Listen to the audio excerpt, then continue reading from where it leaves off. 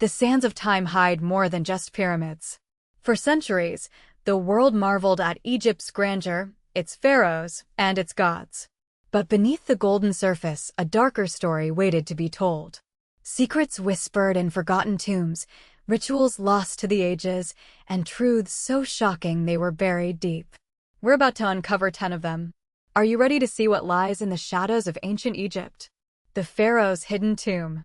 Deep beneath the sands, far from the prying eyes of tomb robbers and curious archaeologists, lie the true resting places of some pharaohs. These weren't just simple burial chambers. They were elaborate, hidden complexes designed to confound and protect. Think of secret passages, false walls, and even deliberately misleading entrances. The ancient Egyptians were masters of deception when it came to preserving their rulers' eternal journey. Some tombs were so well concealed, they remained undiscovered for millennia, their treasures and secrets undisturbed. This wasn't just about hiding gold. It was about safeguarding the pharaoh's spirit and ensuring their passage to the afterlife was unhindered. Consider the sheer effort involved. Engineers and architects would spend years planning these clandestine sites. They used natural rock formations, disguised entrances within existing temples, or even buried them under enormous, seemingly insignificant mounds of earth. The goal was to make the tomb appear unremarkable from the outside, a stark contrast to the riches and sacred artifacts hidden within. Often, the real entrance was a cleverly disguised shaft or a tunnel that only the initiated would know how to find. This level of secrecy ensured that only those with the proper rituals and intentions could access the sacred space. The purpose of this extreme secrecy often stemmed from a growing fear of grave robbery. As the wealth of Egypt became more widely known, so did the temptation for those seeking fortune. By the New Kingdom, the elaborate, visible pyramids of earlier dynasties proved too vulnerable. Pharaohs then opted for more discreet, hidden tombs in places like the Valley of the Kings. These tombs were designed not just for the pharaoh, but also for their most precious possessions, items believed essential for their existence in the next world.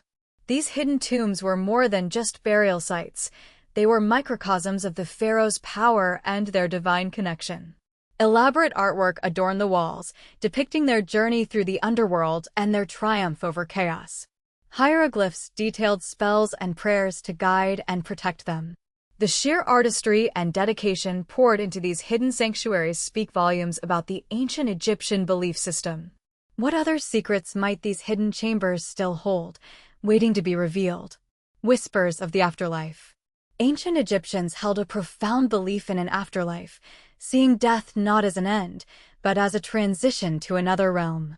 This belief permeated every aspect of their society, from the grandest pyramids to the smallest amulet.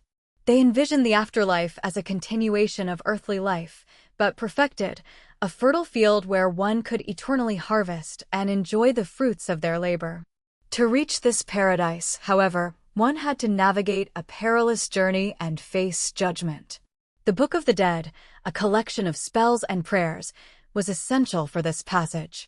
These texts were placed in tombs, guiding the deceased through the underworld and equipping them with the knowledge to overcome obstacles and appease the gods. A crucial part of this journey was the weighing of the heart ceremony. The heart, believed to be the seat of intelligence and memory, was placed on one side of a scale, balanced against the feather of Ma'at, the goddess of truth and justice. If the heart was lighter than the feather, the deceased was deemed worthy and granted passage to the field of reeds.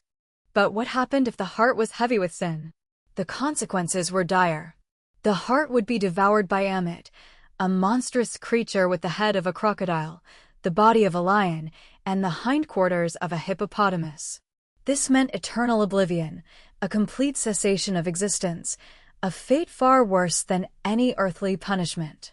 This fear of annihilation fueled their meticulous preparations for death, ensuring their tombs were filled with provisions, their mummified bodies preserved, and their spells correctly recited.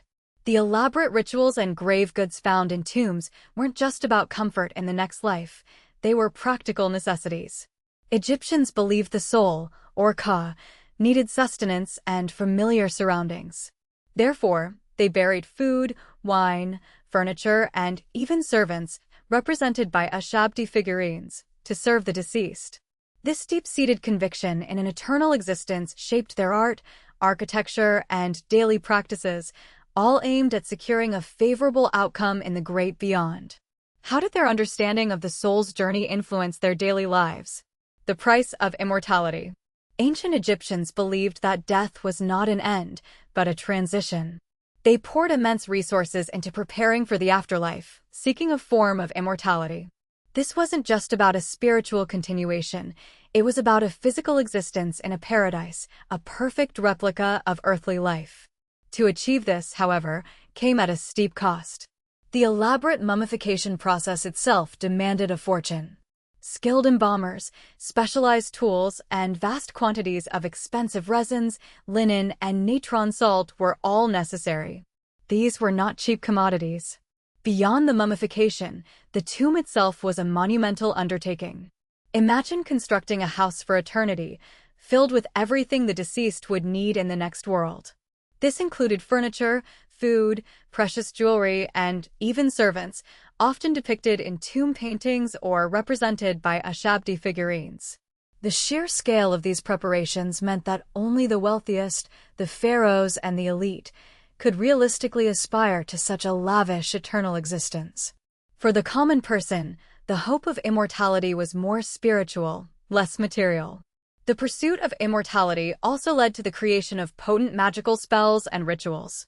These were inscribed on amulets, tomb walls, and papyri, acting as guides and protection for the deceased on their perilous journey through the underworld. The Book of the Dead, for instance, was a personalized collection of these spells, a crucial tool for navigating the trials and judgments that awaited them. Acquiring and commissioning these texts was another significant expense, adding to the overall price of eternal life.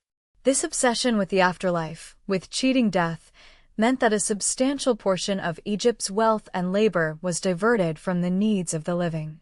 Vast quarries were mined, immense manpower was mobilized for tomb construction, and precious metals and stones were consumed in the creation of funerary goods. The belief in a tangible immortality, a life that continued forever, demanded sacrifices that profoundly shaped their society and economy. What was the true value of an eternal life if it meant such hardship in the present? Forbidden rituals and practices. Beyond the grand temples and public ceremonies, ancient Egypt harbored a shadowy underworld of forbidden rituals. These were not the sanctioned rites of the gods, but secret practices whispered about in hushed tones, often involving appeasing darker forces or seeking forbidden knowledge.